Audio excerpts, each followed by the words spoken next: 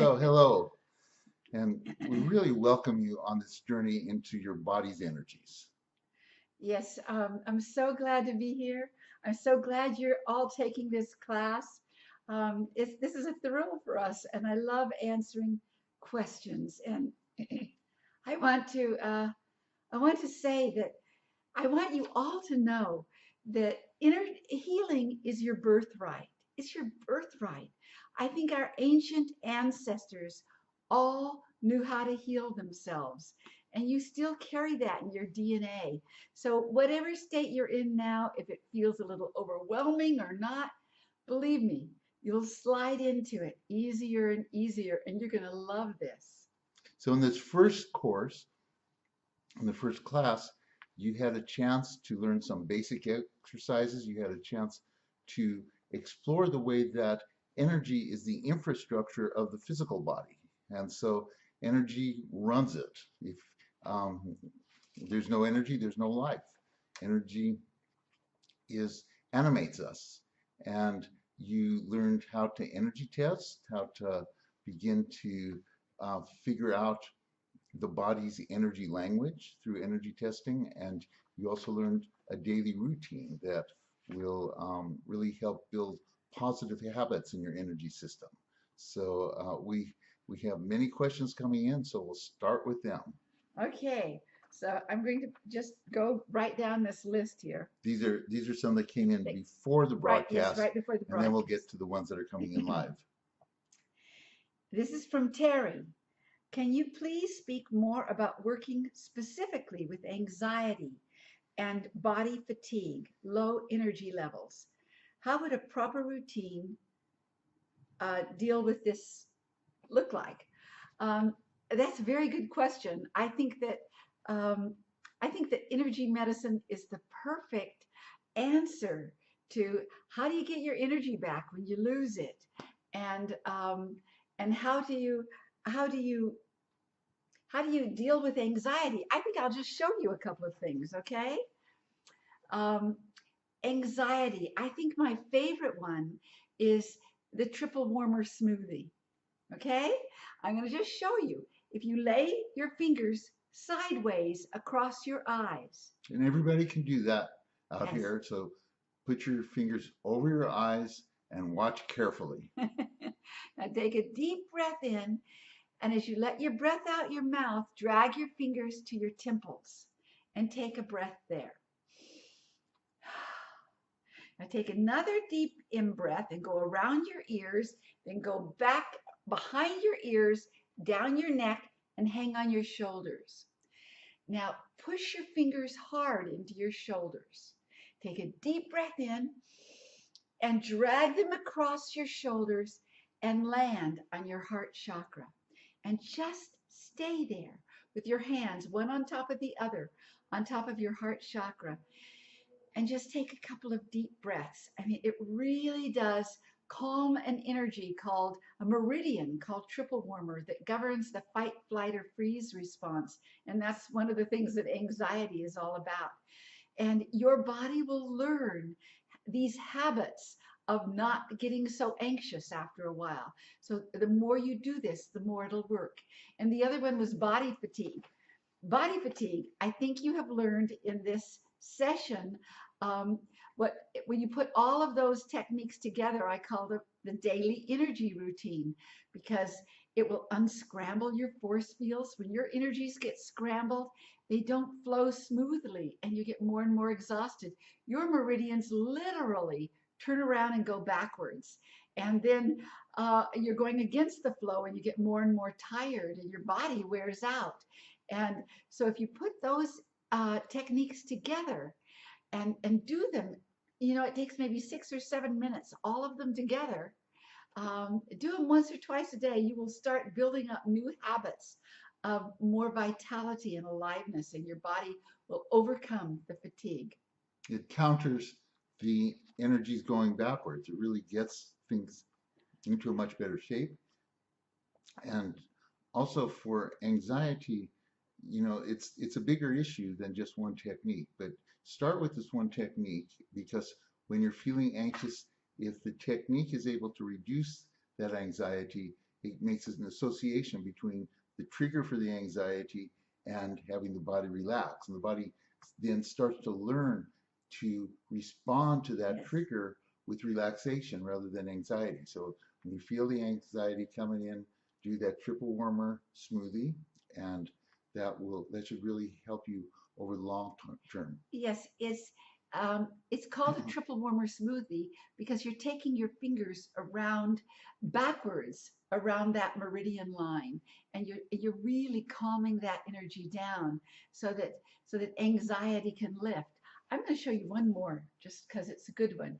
Since your hands are right here on your heart chakra anyway, after a couple of deep breaths, take one hand and tap on the back side of your hand between the fourth and fifth fingers. And just with a rhythmic tap, breathe and tap. And tapping is something that your body tends to really like because your heart beats in a steady beat, the capillary beds beat. And so when you beat like this on this place, which is a triple warmer point, it literally will begin to lift the anxiety out. Okay? All right, next one from Wendy. Wendy asks, how do you deal best with brain fog? Aha. First of all, the daily energy routine that I was just speaking about is also really good with brain fog. I mean, and especially in that daily routine is something called a crown pull. And by the crown, I mean the crown of your head. And if you do the crown pull um, 2 or 3 times a day, just pushing in on the forehead, pulling your hands out to the temples, and then to the hairline and pulling out, and then go all the way across the top of your head. Push in hard and pull out about a half an inch on each side. And it's okay if you have nails and do it. It's just pushing in and pulling apart. And what happens, that's the first thing, because what happens is you make space in your brain, in your head, for energy to flow, for cerebrospinal fluid to come up your spine, and you bring oxygen also up into your head.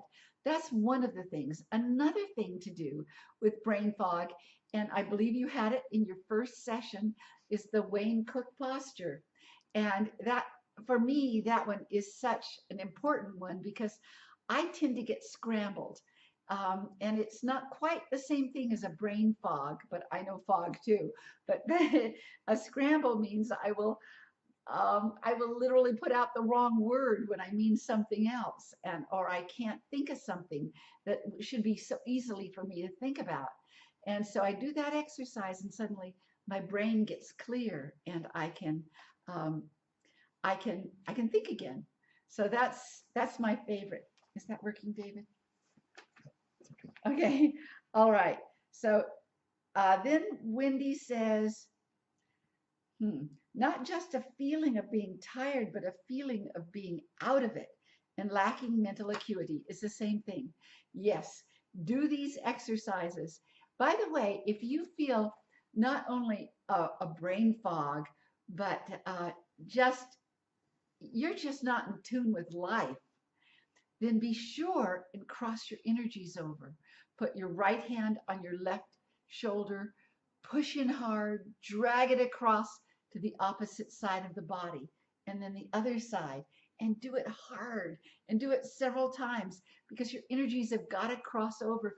You would not be having a brain fog if your energies are crossing over. Okay? Okay. All right, onward. Uh, okay, from Kelly. Are the same exercises presented in the course good for children? Oh my, yes. If I had my way, all children would be learning this just, I mean, before they go to school, and then it's a part of their curriculum when they're in school, because it not only helps kids with their vitality and their health, but it really helps them learn better, helps us all learn better. It's a part of what you were talking about, brain fog. You can't learn when your brain isn't awake and alive and the energy flowing through it. So I love children learning this, and they learn it fairly fast. I have people send me videos all the time of children doing these exercises. And my own grandson, when he gets really stressed or upset, he'll say to his mommy, let's do the, I don't remember what he calls it, but he puts his hand up here, another hand here, and he breathes and he holds so that he will, where is this? It's something about coming home to safety. You're safe again. So is all of these things work, and it really, really helps. Okay. Something else from Kelly. I would like to know the most effective energy exercises for kids in general for feeling more calm, focused, and concentrated. I cannot stress enough the entire daily energy routine. If I were you, I would do those exercises as a grouping together with the kids. Do it once a day with your kids at least. Teach them so it becomes like second nature. I used to do volunteer work in school systems, and I had all the kids doing this, and they had they had real feedback that all the kids scores were coming up higher. They had better attitudes. Everything. This works. One group that's taken these principles and applied them with children have used different terminology for working with kids, like the K27 points that are part of the four Yes. thumps. They call those the brain buttons. So you can be creative to really engage kids. But kids love this because they feel it. Kids are closer to their feelings, and so they really feel the energies moving. In fact, I'd like to say that my oldest daughter is going to have a book coming out in sometime towards the end of the year, probably, and it's called Energy Medicine for Kids, and it's all there are kids doing these exercises throughout the book, and so that will. Her name is Titania Dahlin, Dahlin, Energy Medicine for Kids. Okay, okay, onward. Um, from Kelly. Oh, got that one already. From Wendy. I want to practice these beginning techniques on my teenage child. Will my ability to do the techniques successfully be negatively impacted by my fear that he will be a non believer? You know, I had a practice for 23 years where I worked on people. And one of the things I loved is that when a non believer came into my office, they left believing, because the more you know about this, you'll be able to you'll be really able to energy test them and let them see what happened, and you won't be able to fool them. Their energy will either be there or it won't, and many kids will start to feel better and better and better, and it's also I had a mother and her son once, and the son simply didn't want to do it until she taught her son how to energy test her. Now, down the way, you'll find that we're teaching how to energy test food and vitamins. So she taught her son how to energy test her, and then he was a believer. And he could tell his mom, you can't have that coffee, or whatever it was. It's a little dangerous to teach your kids how to energy test because they might use it against you. Yes. Okay. Um, from Anna, is there any exercise that can be added to the daily routine that works to heal self-esteem issues in children and adults? Excuse me. Specifically with the feeling of I am not good at anything, or the self-doubt of not being lovable. There's actually several things. You know, central meridian that goes straight up the front of the body from the pubic bone to the bottom lip. It actually goes inside your mouth and hooks at the back of your throat with another energy that comes around like this. Well, this front meridian, central meridian, deals with self-esteem. It deals with uh, how how empowered you're feeling, um, shyness, all of those things, or fear even. And if you keep yourself, I tell kids, zip themselves up, zip up, and to adults too, so they can imagine they have a zipper here and zip all the way up. And it's a great, uh, tracing that meridian is great to do with an affirmation. An affirmation that I feel, I feel strong today, or I I like myself. Even things that they don't believe yet. Once they start zipping it in, their body literally begins to take that information in, because behind the that meridian are chakras. And so it'll literally begin to go in the chakras. It'll spiral in deep into the chakras. So that's a good thing to do. My own sense is that it helps everybody simply by doing the daily routine. When they do that daily routine, their brains are smarter, because all the energy is coming to the brain. It's flowing through. Cerebrospinal fluid is flowing through, so that they naturally just feel more confident. So yeah. Okay. Okay. All right. Let's see. Uh, take live questions here. Let me see. What is that question? Are there are there any wrong moves to be aware of? For example, how precise do we have to be in the location of the tapping points? It's very small on the screen. Yeah. Let's see. That is Matt. Is that right, Matt? Um,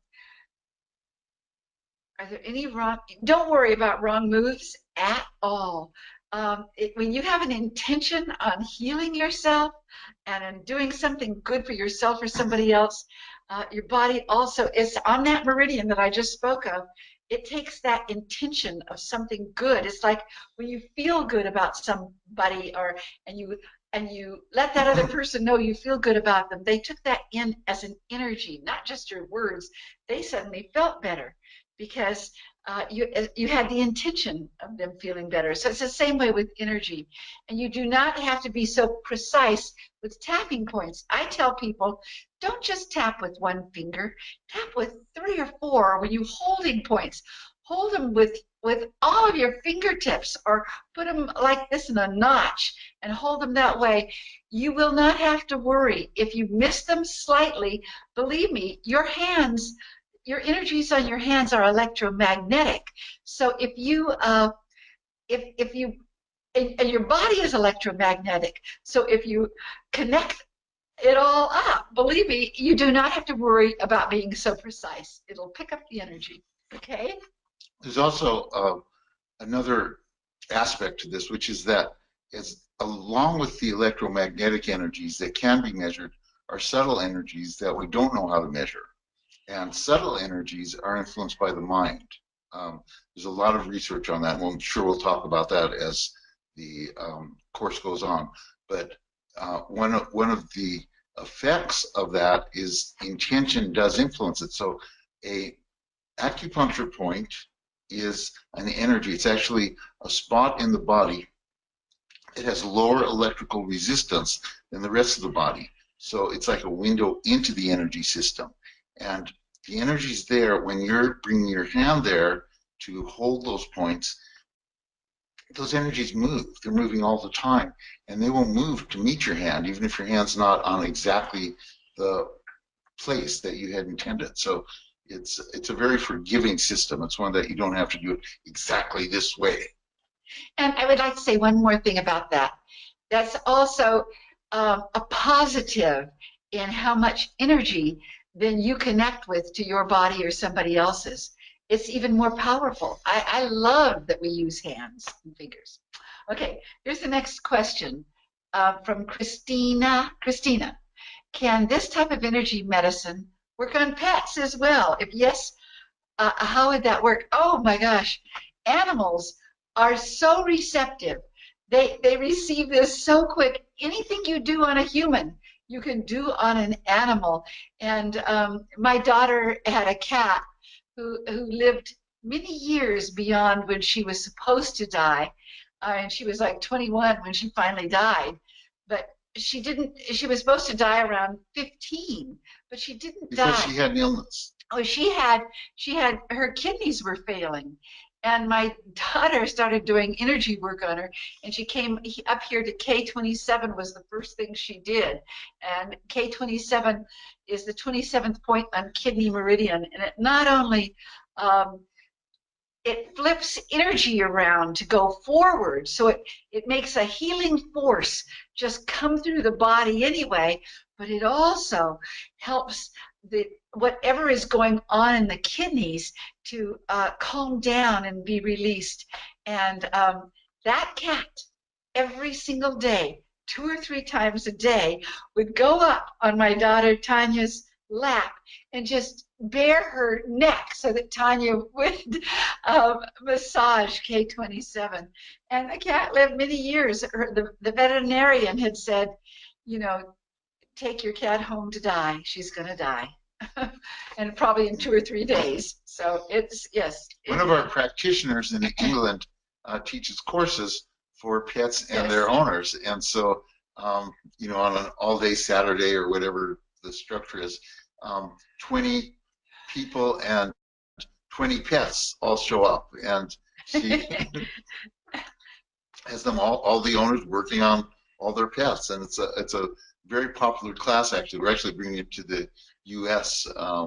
In, I think, May, but yes, it's been a very popular and class. I want you to know that we've had several veterinarians go through our school, Our certification program to learn it, and so that they use it in their offices because it works so well. Cats, so well. dogs, horses, any animal. Yes.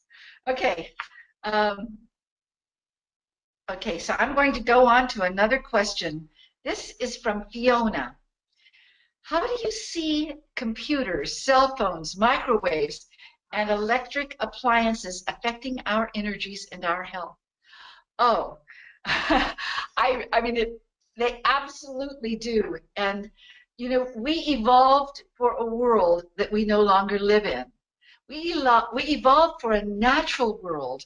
And in the last 100 years, things have become more and more unnatural. And if we can't adapt to them, we do get more and more wiped out, more and more tired, more and more brain fog, more and more everything. Or you might be very allergic, or you might get sick. It just depends on your genetics and your DNA and how strong you are in the beginning. But everybody has to contend with everything that is unnatural, and you know, they every square inch of our atmosphere is now filled with man-made electromagnetics that we have to learn to adapt to or throw off so that it doesn't bother us. So that's what energy medicine does.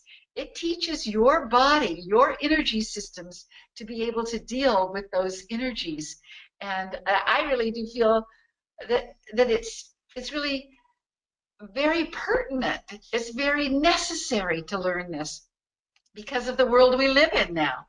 And when you do, your body won't be harmed by all of these things that we didn't evolve for. When you think that it takes, you know, several thousand years, maybe a million years to really evolve, well, we don't have that kind of time, and we've got to evolve more quickly, and that's what energy medicine will do for you. So by teaching your body how to manage its energies, that's what she means by evolving your body. You're really creating the responses in your body to the environment that are wholesome rather than fighting it, rather than Yes. being unable to adapt to it. And Donna really knows from what she speaks, because she is about as sensitive to external energies as anybody.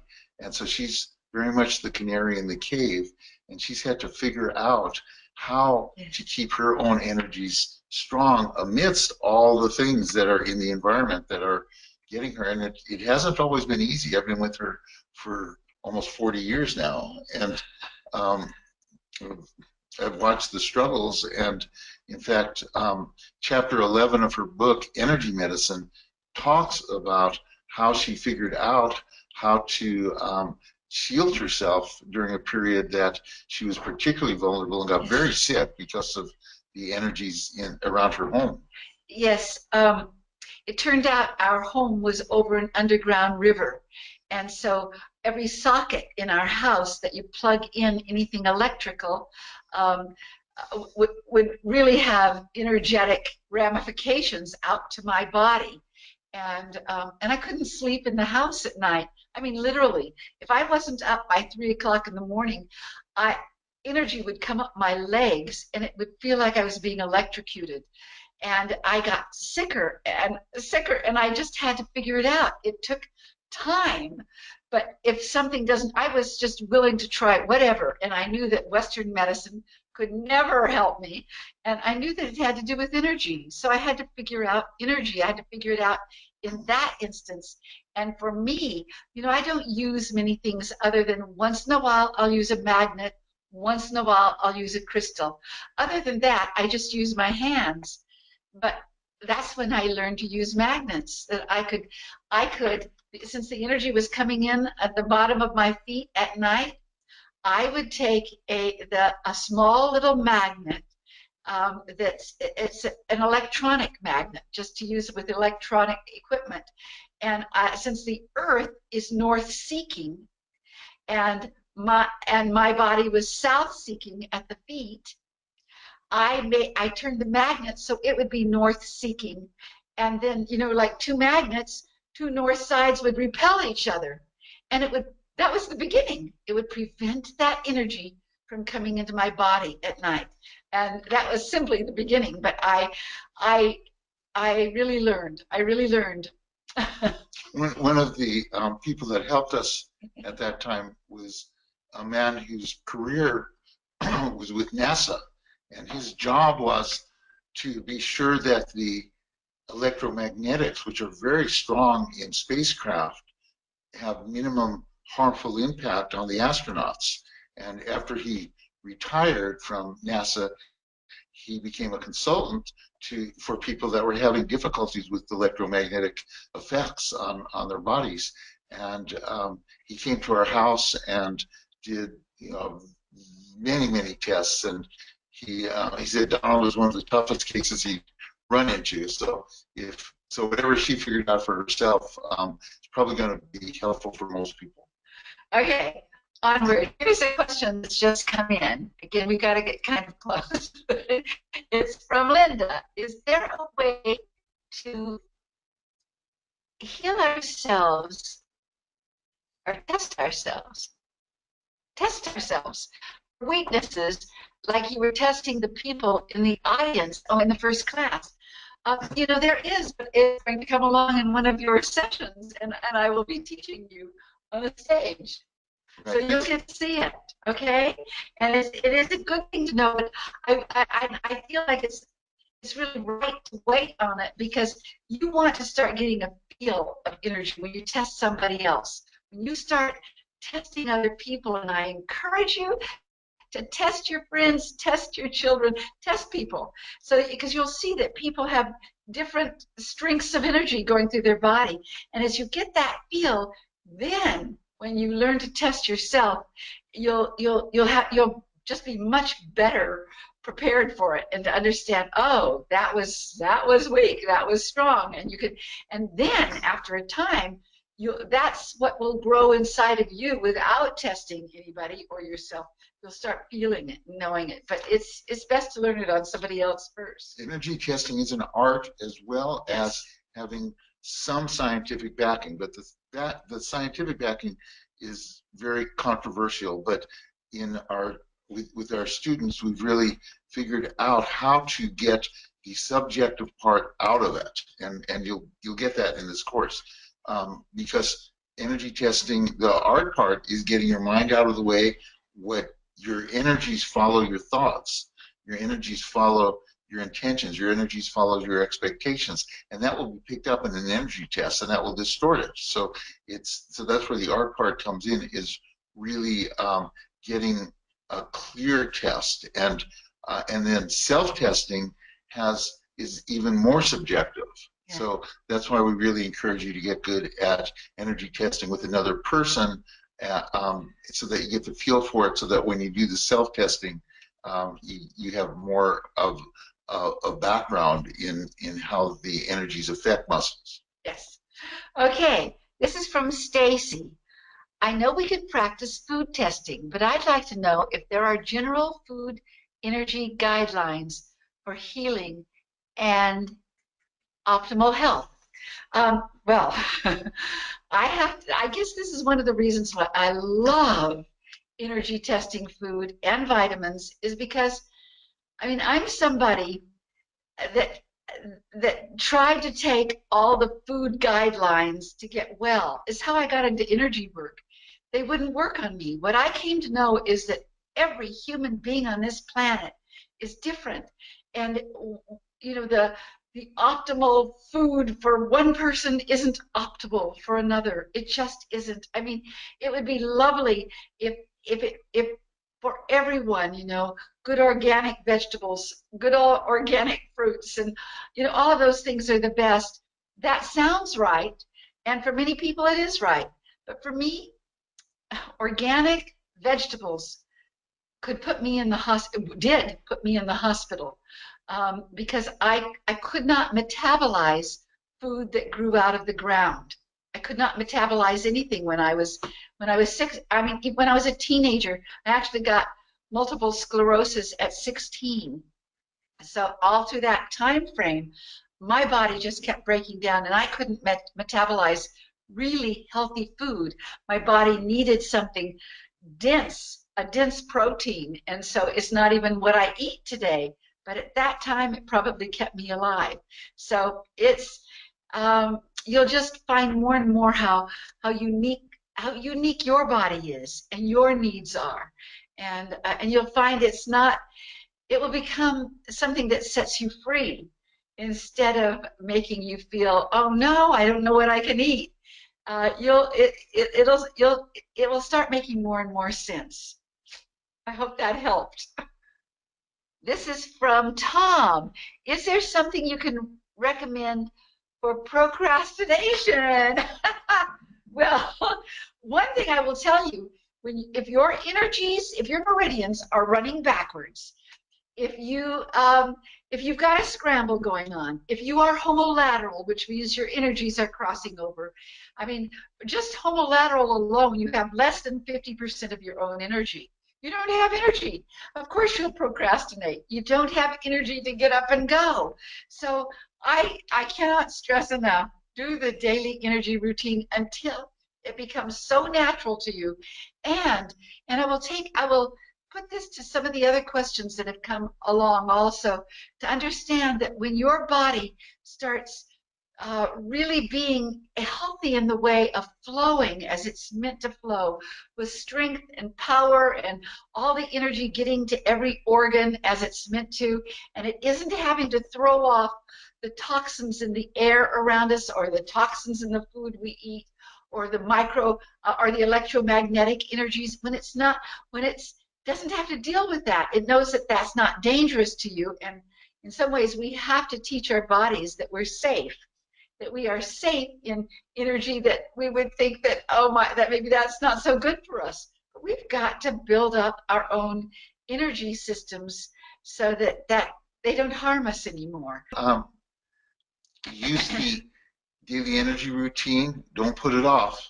Yeah, yeah, absolutely. So procrastination, really, people blame themselves a lot for procrastination, but if you can get your energies really flowing, you're going to have more ability to get on with the tasks of life. And of course, it's a bigger question. There's a lot of aspects to procrastination, but at least if your energies are working with you instead of against you, you're going to have a leg up on it. I would like to say one more thing about that. I'm somebody who I have found myself in a world where we're planning classes, we're planning this, we're planning that. I'm working a lot, and I might not want to do it on a day. I might I'll procrastinate till the last minute. But I have found that if I can get my energy flowing, then the procrastination simply goes away.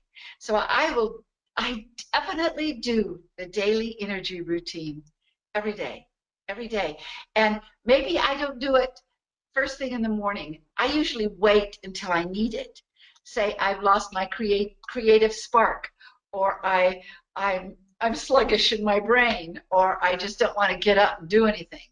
I'll do it.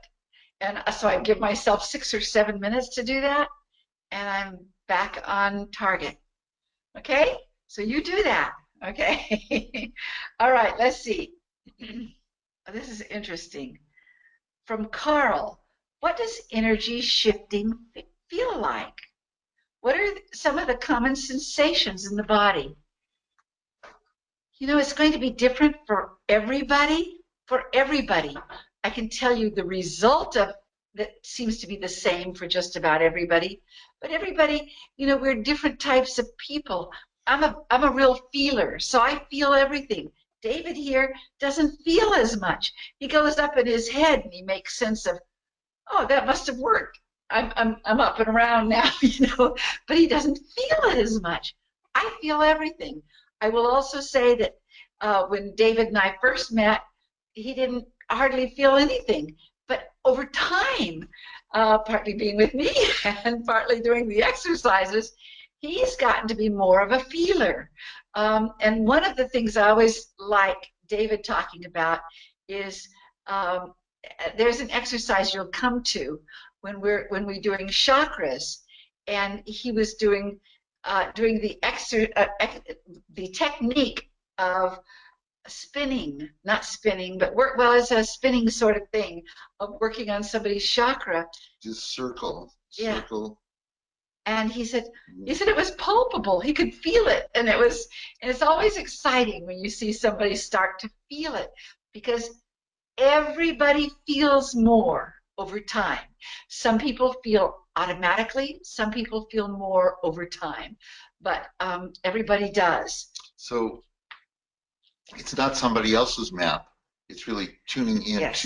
your experience and staying alert for shifts, for sensations. Yes, and it's teaching your body to, you know, for a lot of people, I'm not sure about you, Carl, if you're somebody who feels some things and not other things, but feeling energy. One of the things that an awful lot of people like is to learn to trace somebody else's meridians, because when you trace somebody else's meridians, that other person will often say, oh, I'm feeling that, you know, and maybe they've never felt anything before. Even though you're not touching them. You're not touching them. In the field of the meridian. And so likewise with you, if then teach somebody else, your mate or a friend, to trace meridians and have them trace it on you, and have them trace it slower if you can't, if you're not somebody who feels a lot. And then usually people feel it. They will feel it. So try meridians. Okay, can you overdo this energy work? Nope. I'm gonna take that back on one little thing. If you're working on somebody who has an autoimmune illness and it's fairly far advanced, you have to go very slow. That's the only people I have known. Their body won't assimilate it fast enough. So if you go too fast, they or do too many things. Or do too many things on them, then it not only doesn't work, they want to get away from you. It's just too much energy.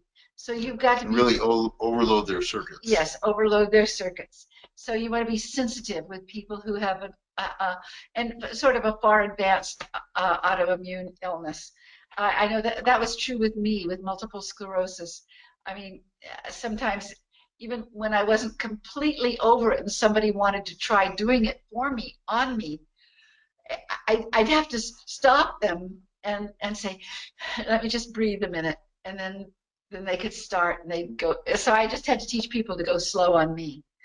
And let's see.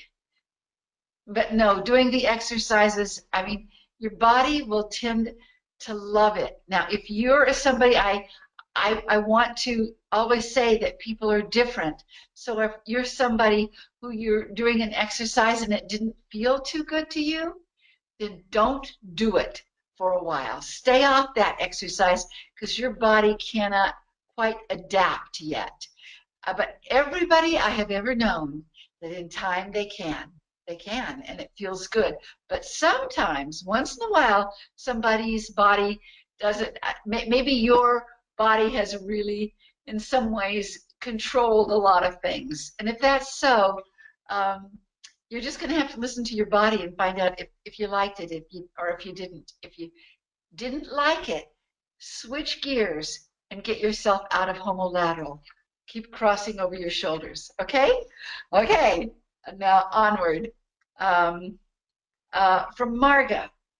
When I tested a friend with the cross and straight line patterns, she tested equally strong on both. What does that mean? You know, there's two meanings it can be, and you will know your friend to know which one it is. Sometimes people are caught right in between energies crossing over and not crossing over, so that they're not at optimal vitality and they're not completely dragged out either. They're just somewhere in between, and that might be that person. And but there is another something. If the person has a lot of vitality and really alive, the more you do this energy work, the more see what's the words the more your brain can take neurological complexities. It can take more neurological complexities, like I not all the time, but once in a while, straight lines won't throw me off, but if I'm stressed at all, they will every time.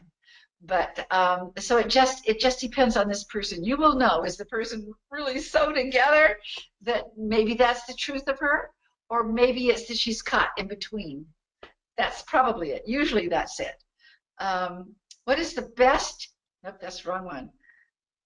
Where am I? Oh, when testing, does the person doing the testing have an intention of what is being tested, or how do you know what you are testing? Or you, I imagine, are you, I wouldn't test thoughts if that's what you mean. I would not test thoughts. I would test real. If you're testing a thing, is that what you mean? I'm not exactly sure if that's what you mean. If you're testing a food or an object or something like that, you don't have to have your intention in there at all, because it's simply the energy. Does the energy have, does the energies, does the vibration of that substance match the vibration of the test? And you'll be strong. If it doesn't, then you lose energy. If I got the question right, would you say that's the question? Okay. All right. Yeah, in fact, you want to have your mind clear. Yes. Yes. The intention is I want the truth. Mm-hmm. It's kind of baseline. You don't have to be thinking I want the truth. Which one thing that helps to help get the mind out of the way is that when you do the test, and you go ahead and put your hand. So before you do the test, you will take a deep breath. So take a breath. And as you let your breath out, test, yeah. You will be in sync, and you can trust that energy test. Yeah, and you would right as you let your breath out, you tell the person that you're testing hold, so that they know that it's coming, and then you start for only 1 to 2 seconds. So if you are not testing an object, like what I just tested on David, is the energy flowing out his body and out his arm there. And that energy comes right through. I mean, everything on that meridian I would be testing, that stomach meridian. So I am testing everything on that meridian, but I don't have to have an intention at all. In fact, it's best not to have an intention, because it is so pure. It really just works with the energy. Your mind isn't getting in the way at all. Yeah, and then I'll just say one more thing about energy testing is that when Donna presses down there and it shows strong, and this goes to why she uses the word energy test instead of muscle test, because you're not testing the strength of the muscle. Because if she then does something to interfere with this energy, so okay, I'm interfering with on that. Now I can use one finger. And I was really trying. So but my muscle didn't need strength. My muscle's just as strong as it was. But what was happening is the energy flowing through that muscle got disrupted. So that's why I got weak. And now it reconstitutes. So now we'll see. You're It's come back. I'm going to just get him back so we can get on with this. Okay. Okay. So let's see. Where am I at? Oh, from Deborah. What effect is there between what we eat and our energy, if anything? Oh my goodness, yes. Food becomes energy in you. It becomes energy. You get energy from the sun, from the atmosphere around you, from your friends, from your food. And that's why it's so valuable to eat the right foods for you, because because that's going to become the energy with which the gas that you're going to run your vehicle. So yeah, food is really important. That's why energy testing is so valuable. Yeah. To find out what foods correspond with what your body needs, and that's um, that's a great gift. I think we seem a little obsessive about it sometimes when we're but I really eat according to what the energy test shows I need, and that's not necessarily what the five food categories and all the standard dietary advice. It's very individually tailored to me, and I think it makes me a lot healthier. Okay, here's the next question from Sarah. Is it possible that the daily energy routine can invoke a temporary healing crisis? Headaches, aches, feeling toxic. What is the best energy routine for stress and anxiety? Thank you, Sarah.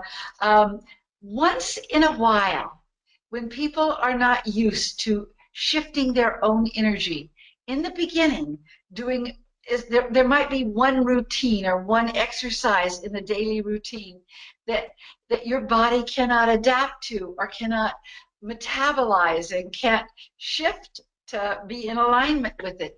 And if that happens, I have to admit, it can throw you off in some way. It won't last. It will.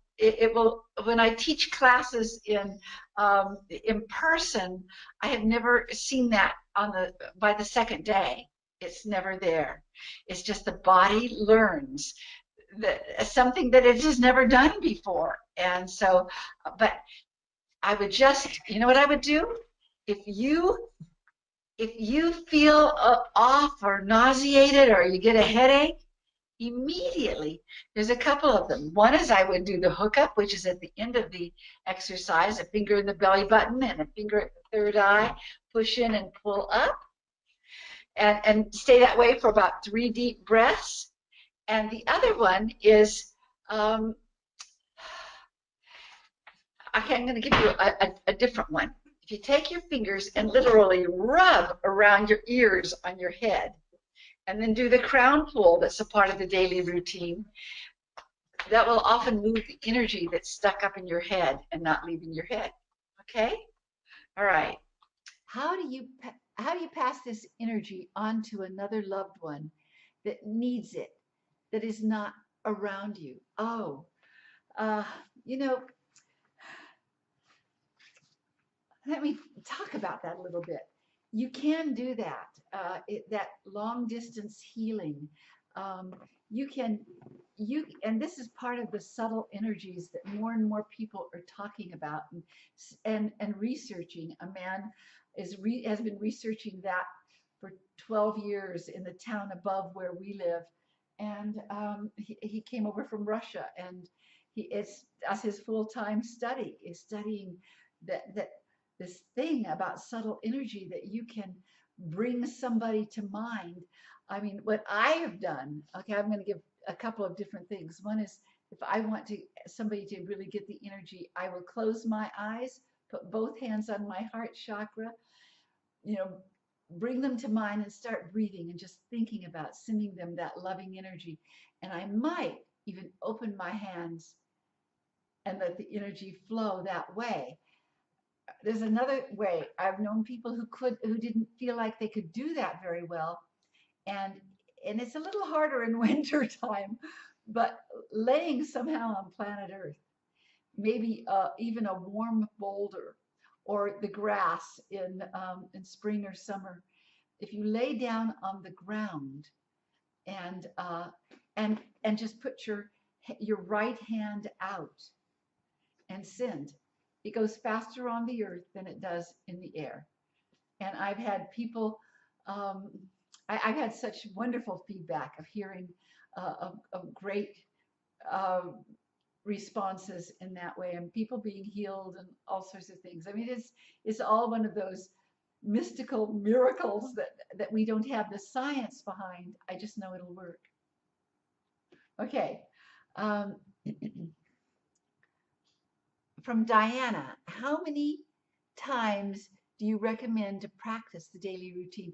You know, it depends on how healthy you are right now or how much stress you're going through because you want to change a habit. Energy flows in habits. So if you've got some old energy habits that aren't serving you, like I don't know, whatever it is, if you become a couch potato and sit and watch TV all day, or anything that, or if you don't exercise, or if you're negative, if you feel frightened about life, those are simply energy habits that are not serving you. Well, then I would do that exercise 2 or 3 times a day. You know, I really trust this routine. I trust it so much, and just start doing. I'll tell you that even right now, we have uh, a challenge to many of our students to do a 28-day daily energy routine, and everybody, we have, gosh, an awful lot of people. I heard 4,000 people now are doing the daily energy. No, no, 40,000 40,000 people are doing all the around the world. all around the world are doing the daily energy routine for 28 days. They're ending on my birthday, February 28th.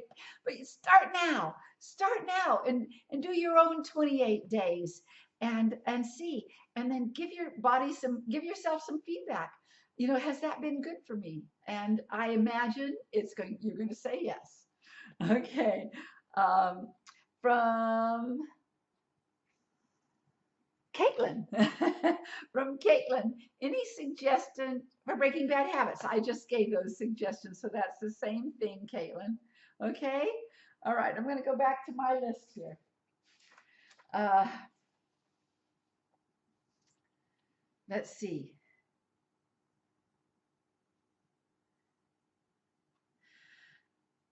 This is a general question. How do I know if I am doing these practice techniques right? Is there something bad that can happen if I do not do the techniques precisely as shown? No, nothing bad is going to happen. In fact, sometimes after people really learn these techniques, I encourage them that if there is some exercise in this routine that they're doing that their body, it just doesn't feel quite right, I say, then do it as it would feel right to you. Shift it just a little bit until you can really feel, oh, now that feels good. Okay? So it's something that is different in energy medicine from other techniques where there's an absolutely right way and a wrong way to do it. And it's an important concept because if it doesn't feel right to you, that is your body talking to you. That is your body talking to you through the energies. And so finding what really feels right is listening to your body, listening to your body's energies. Yes. And then that adjustment to the technique is going to really make a difference in how effective it is. So it's not like push through against what doesn't feel good. It's adjust what doesn't feel good so it does feel good, and then it'll be more effective. Now this is going to sound like this is a contradiction, but this is the next part of this question. And it says, like, okay, I'm going to summarize it. Is this important in getting the desired result? Like, for instance, counterclockwise versus clockwise. That's why it's going to sound contradicting. Does anybody remember when you were a child and you had a tummy ache and you put your hand on your belly and your hand just went around in a circle. And if you noticed, it went counterclockwise. That's organically what your body wants to do. It wants to go counterclockwise to take toxins out, counterclockwise to take toxins out. So that's an Take energy exception. to Yeah, take energy. yes, toxic energy is out. So that's an exception. You want to go counterclockwise, and then you want to shake it off. And then if you go clockwise, it'll just stabilize or maybe even bring fresh new energies in. Okay? Okay. Want some water? um, all right. From Diana. Is it Is it okay to do the daily energy routine more than once a day? And does it need to be at the same time of the day? It doesn't have to be. No, it doesn't. But it is certainly a great thing to do more than once because it just means that your body will build the habit quicker. One interesting thing to do is if you pick a time of the day that maybe you are weak in that time of day. Maybe a lot of people feel tired around 3 o'clock in the afternoon. And there's a reason you feel tired at 3 o'clock in the afternoon because there is a meridian that is that that energy from that meridian comes into the body with more power at that time, just like the tides coming into into the beach. Did I say that right? And that's bladder meridian. Okay, bladder meridian governs your nervous system. It really likes to take a nap or a break so that the nervous system can be recharged at that time of the day. So, and its opposite force, its opposite meridian is lung meridian.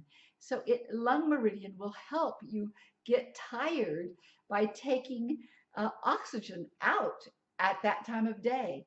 So, there is a reason sometimes we get tired. But if you have to stay on the job or you have things you have to do, you can do the daily energy routine then and give yourself some energy, some juice, and it's like getting revitalized and even having a rest that then gets revitalized. Okay. Another reason you might do it at a particular time of the day is because we're creatures of habit. Everybody's really busy. You don't have time to do it, but if you do it at the same time every day, like some people do it when they wake up, some people do it in the shower or the bath. You can do it in a place that's really comfortable. Some people do it before or after a different routine that they use, like if they do yoga or exercise. It's a great warm up or cool down. Some people do it right when they get home from work. So you can use the way that we are habitual beings to build it into your day, and so that's a reason to do it at the same time every day. Okay, this is from Carmen. I'm a family caregiver to my mom who has dementia. What techniques can I use to protect my energy field from the violence she puts out? Or how can I clear energy that belongs to others? That's a toughie, but I'm going to give you my best, okay? Um, First of all, our sympathy. yes, absolutely. I'm sorry. Um, to protect your energy fields, there's first of all, just doing the daily energy routine, your energies are going to be just a stronger force of protection. That's just a given. Um, but if you take something on from your mother, I would I would do what I call blowing out the venom. You put your arms out in front of you, okay, and you swing your arms above your head high and you blow it out as hard as you You can. snap your hands down. Yes, and you open your hands at the bottom and do that about 4 times. And then do it one more time. That when you get your arms up here, do it slow and controlled so that you move that out of your body. But to prevent it from getting you, I would zip myself up every day and lock it. This is a central meridian needs to be really, really strong and coming up the body. And because it deals with self hypnosis or hypnosis of any kind, you can imagine you have a lock and key up here at the top and lock it so that energy won't, regardless of what your mother does, energy won't come in and harm you. The other one is there is a way to work with the aura. And I don't, That'll be coming in another yes, class. but the Celtic weave, and we will show it, it's just a way of weaving your aura around your body tight so that your mom's energy or somebody else's energy cannot come in through all those bands of aura. There's many, many, many bands, so you will be protected of being harmed. Okay, blessings. Yeah, good luck on that one. All right. From Barbara. Uh, is there an in the moment strategy for deflecting negative energy when others throw things off balance? I would imagine this would involve a quick setup simultaneously to diffuse the triggering, bypass all ways of responding, give back the negative vibes to its rightful owner. Well, I will tell you about giving back bad vibes to its rightful owner. If your aura is very strong around you, things do tend to deflect and go right back. And they don't, it's interesting, the person who sends the negative energy might not feel like they got all the negativity, but they will feel somehow disconnected from you so that they won't keep doing it. I mean, there are several things. It's like, uh, if you know that this person is going to, um, is negative around you or mad at you and throwing energy at you, I would be really prepared. I would have done the daily energy routine. I would make sure, very sure, that my own energy is crossing over, so that just the crossing over prevents energy from getting you. I would keep myself zipped up. I would Ring Cook. Oh, the Wayne Cook. For me, my own, the Wayne Cook posture of crossing the legs over the one leg over the other leg and breathing deeply. It takes a little bit more, but it's not a triggering in the moment, because if you've got it, if it's coming at you, you want to be prepared before it comes so that your energies learn not to take it in. Learn not to take it in at all. Okay? I hope that answered it enough. Um, okay, let's see. Is there anything there? Yeah, From Michael, is there any way to quickly raise your immune system when you have a cold or imbalance? Oh gosh, yes, Michael, that is also what the daily routine is about. It builds your immune system. It will build your immune system. And tapping here, tapping a lot on K27. In fact, just the four thumbs, tapping on your stomach. This is the beginning of stomach meridian. It helps the energies go down, and it often takes congestion down. K27 makes sure that your energies are going in the right direction so that a healing force can also get to the right place. Tap your thymus, because that's so important for your immune system. Whenever you get stressed, your thymus gets more in trouble because it is putting out so much to handle the stress that you really need to reinvigorate your thymus gland periodically. And then tap on the rib line right below your breasts and tap there on both sides, that spleen meridian. It helps you metabolize and break down and move stuff out of the body. There's another thing, okay? Take your fingers right over here, right, I always think of it where the arm meets the body, and it's just that right in front. It's just a line right in front there. Massage that deeply, okay? And stay with it for a while. just keep rubbing that because that's to central meridian, but it also activates a, an energy system called the radiant circuits. And the radiant circuits sort of tap into your own inner healer, and it's really good for you. If you are having some sort of congestion, I would make sure I massaged my sternum as well. In fact, you could take your fingers right now and feel, is there any tenderness on my sternum? Because that is so good for your lungs. It's so good for your lungs. And okay, okay. Uh, I have a question about your energy testing. Do you hold an intention of what energy you're assessing? In this in this way, you are checking if that particular meridian or energy is weak or strong. Um, okay, this is very similar to another question that came earlier. Um, I am not holding an intention. I think it's really important to not hold the intention, except I want the truth. I want the truth so that I can really test the energy of it. Not my thoughts, not my beliefs, not what the other person is thinking, not just the only thing is I really want the truth here. Now, in more advanced courses, um, there you learn 14 different energy tests because there are 14 meridians. Each meridian goes through different muscles, and so there's a different test for it. And that can be very useful in really isolating which energies need attention for a particular health condition.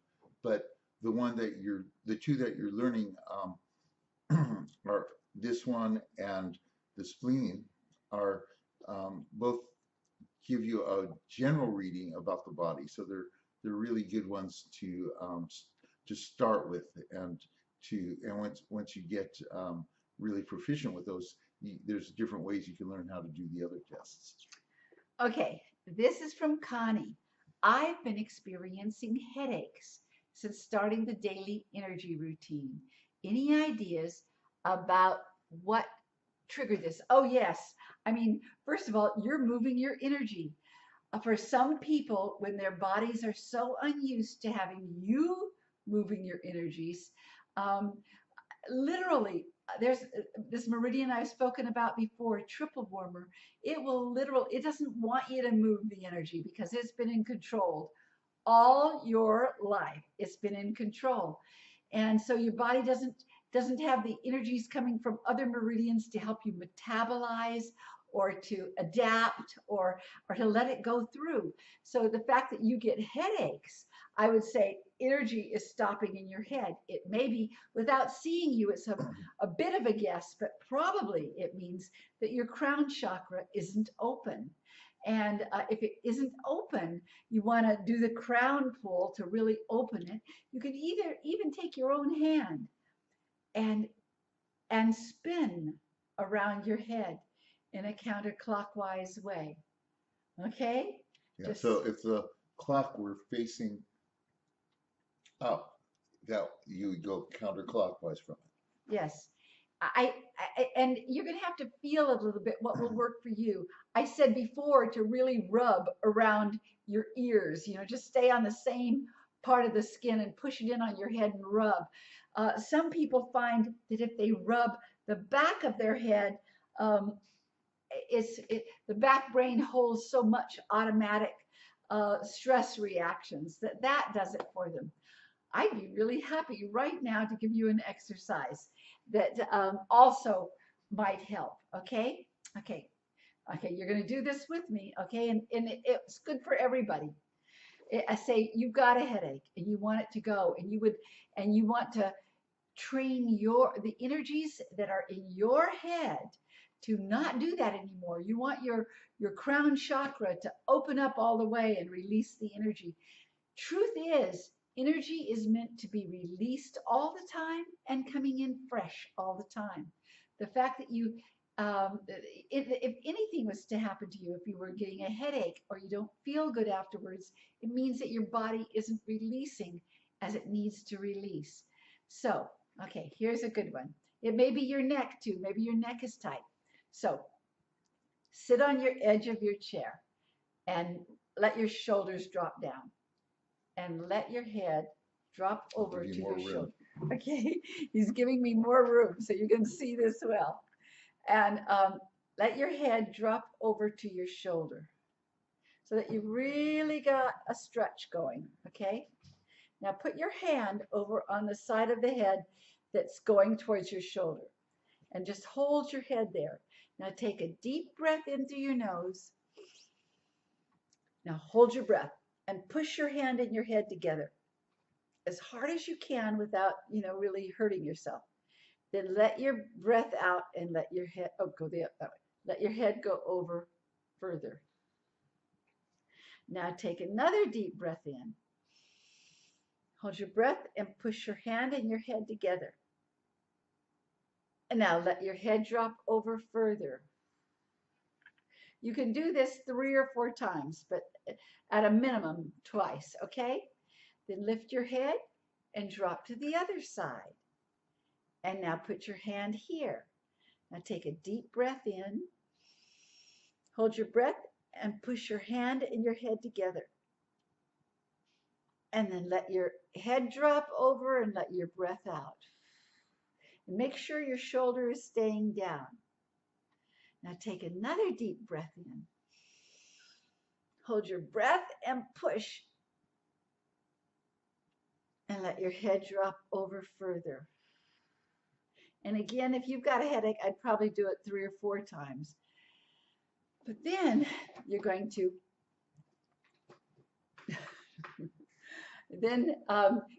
drop your head back into your fingers. So right at the top of your neck, at the bottom of your head, you can just hold at the bottom of your head and let your head drop back far and open your mouth.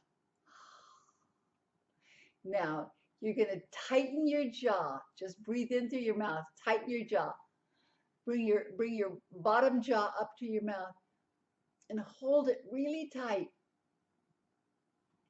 And then let your breath out as your head goes down the front of your body. Now put your fingers on your forehead and take a deep breath in through your nose and hold your breath. And push your fingertips against your forehead and just hold. And then when you're ready, lace your fingers behind your head, let your breath out, and let your head drop forward. Let your elbows take you as far as you can go.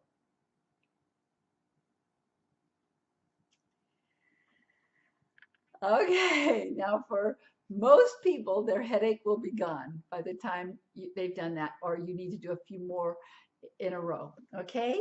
Okay. All right, here we got. Okay, I have a meditation practice. Should I meditate or do the daily energy routine first rising in the morning? Does this energy practice interfere with other practice? Gosh, first of all, you're going to have to feel what feels right to you. I've had many meditators tell me that when they do that first, their meditation is better. Their meditation is simply better. So you could try it beforehand, and if But it makes sense that uh-huh. if the body's energies are flowing smoothly, there's less distractions coming from the body. Yes. And does this energy practice interfere? No, it doesn't. Yeah, I really think that this is the basis for every kind of other practice there is. We tend to think of meditation that it's a mindfulness thing of letting it all go. But if the energies are flowing and they are letting go, then it just everything works better. Everything works better. I will tell you, I have friends who are therapists who tell me that they make sure that their patients do the daily energy routine in the office with them together before they get down to business and deal with uh, things therapeutically. And then at the end of the session, in case they got all stressed out, they do the daily energy routine again. Okay, from Kristen, how how would caffeine or alcohol affect energy work? So just a couple more questions. So Okay, this is one. okay. Okay. Um, uh, Again, that's really individual to you. Um, I I'm not pushing alcohol at all, but I will tell you that I've had, for some people, alcohol, just a half a drink will affect them. And this happened to me recently, not me, but I was at a class. We were at a class recently, and when the class was all over, several people wanted to get together and just have a glass of wine or a cup of tea or whatever. And the woman next to me had a glass, just a maybe, well, I guess she had a glass of wine. And she said, "Oh no, I can feel that when I stand up." And I said, "Well, let's do the daily energy routine and see if you can shift it and come back down to balance." And it wasn't like she was drunk or anything like that, but she was just a little off, and the wine threw her off. And when she did that, and that brought her back to normal. So it can go either way. Caffeine for uh, for a lot of people, it just depends. Some people, caffeine is actually good for them. For me, caffeine treats me exactly opposite. If I say I can't go to sleep, I'll drink a really strong cup of tea, black tea, really black tea. I'm not much of a coffee drinker, but that caffeine will put me right to sleep. So, so we're all different. But uh, it, caffeine will affect your energy. So you got to feel which, if you want to have it not affect you so much, do the routine afterwards or before.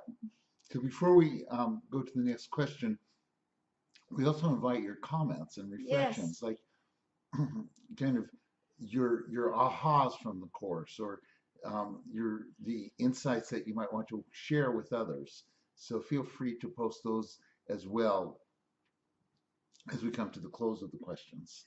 Okay. Um, when energy testing, does it matter which arm you use, dominant or not dominant? Oh, that's a really interesting question. Um, I would see what's the answer to that.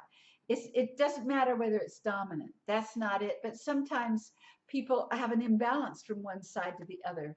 And if, for instance, say I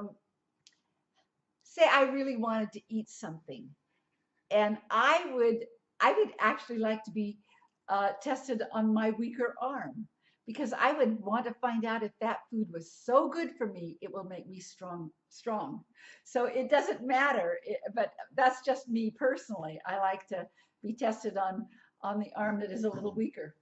Right, but one thing to keep in mind, having to do, it's a different from the question, but it's a good reminder. I know we said it already. Is that you want to be sure that when the person gives you the arm to test, that it's not an arm that's been compromised by an injury, because you don't want to hurt the person further, and you want to make sure that you get an accurate test. Uh, oh, that would be lovely.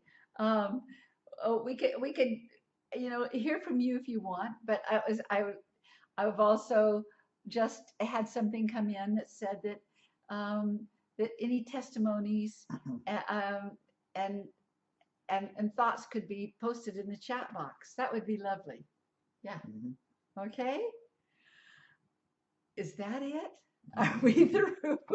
Well, this was very, very, very nice. I like your questions. I mean, you're clearly into the energy of it all, and so I thank you very much, and I'm looking forward chatting with you again sometime. Right, we'll be back towards the end of the class, and meanwhile we have wonderful faculty members who are will be answering your questions all through the class, and the, Oh, I just got that there'll be some messages right now coming in from people, so I'd like to see what they are. From Joyce Goldman. It is so much fun to do, and after just doing it once, I feel super alert and squeaky clean. Oh, yay, thank you. yay, Joyce. That's great. That's what happens to me. I feel squeaky clean. Oh, and I do get more and more alert. Yes, thank you. From Heather, thank you, Donna and David. This has been an amazing course thus far, and I love the way you co-create it together. Thank you. Yeah. Thank Who you. knew that we'd ever be able to co-create, but we like it. It's so easy. You know, one of the things is it would never occur to me to say what David would say, and it would never occur to him to say what I would say because we're both so different and it works. Okay, let's see, from Stacy, love learning about energy medicine from Donna and David. I especially loved your answer about our food choices. It was very freeing. Oh, good. Thank you. Thank you very much. Yeah, it is. It really helps, and you will get more and more comfortable with energy testing, both on somebody else and on yourself, and and you really know. Let's see. I would say it opens your senses too, so your senses begin to give you that information after a time. So thank you so much from Blair. All my family and coworkers can't wait for me to learn more. Yay! Thank you. Thank you so much. All right. Um, I feel like I'm in the right place and I'm really enjoying everything. The DER from this is from Debbie really helps my anxiety. Thank you. Oh, I'm so glad. You know, I want to say that you will use these tools for the rest of your life. You will be so glad you've got them because it changes everything. I mean, in time, you will find that your perspective about life changes. Your your attitudes, your responses, your feelings, everything changes as your energies begin to evolve to be cleaner, yeah, to be squeaky clean out there in difficult situations. So I am thrilled. Yay. Yay. What does that say? Um,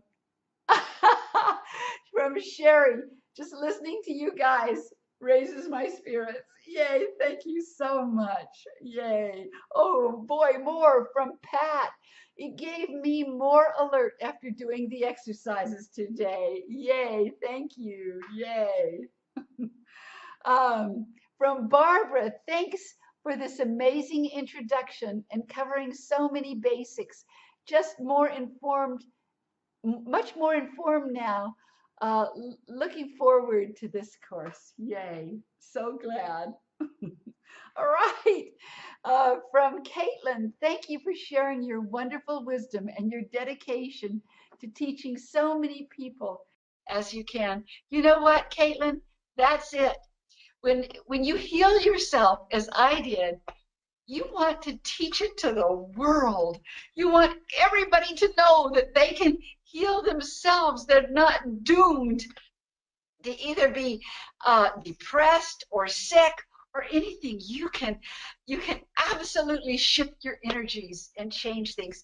And I want to say, since questions came in early on about kids, you can help them be far more confident in school and learn better and be excited about school and life. Okay, one more. We can end. All right. Um, all right. Closing words.